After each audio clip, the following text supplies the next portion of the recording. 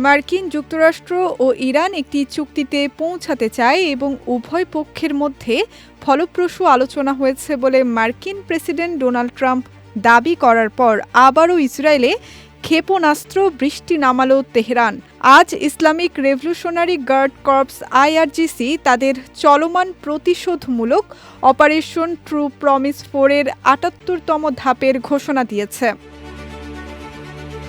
এক বিবৃতিতে IRGC অভিযানের এই সর্বশেষ পর্যায়কে একটি উল্লেখযোগ্য অগ্রগতি হিসেবে বর্ণনা করেছে। তারা জানায়, যখন জাতি মুষ্টিবদ্ধ হাতে লাখ লাখ মানুষের সমাবেশে উপস্থিত হয়ে ইসলামী প্রজাতন্ত্রের প্রতি ব্যাপক সমর্থন জানাচ্ছে, ঠিক তখনই শত্রুর লক্ষ্যবস্তুগুলোতে বৃষ্টির মতো ক্ষেপণাস্ত্র বর্ষিত হয়েছে।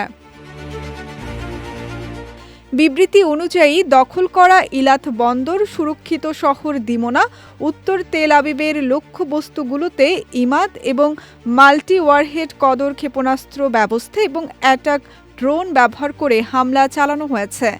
IRGC এ নিয়ে দ্বিতীয়বার দিমোনাতে আঘাত হানল। এর কয়েকদিন আগেই তারা একটি পাল্টা হামলা চালিয়েছিল, যা অধিকৃত অঞ্চল জুড়ে ভীতির সঞ্চার করেছিল। ওই হামলায় দিমোনা এবং এর পাশের শহর আরাদে ২০০-র বেশি মানুষ হতাহত হয়েছিল। IRGC আরও জানায়, তাদের অভিযানের ৭৮তম পর্যায়ে এই অঞ্চলে অবস্থিত বেশ কয়েকটি মার্কিন সামরিক ঘাঁটিকেও লক্ষ্যবস্তু করা হয়েছে। বিবৃতিতে আরও বলা হয়েছে যে IRGC এই ঘৃণ্য ও শিশু হত্যাকারী আগ্রাসনকারীদের সঙ্গে আঘাত নির্ভর অভিযানের মাধ্যমে কথা বলছে।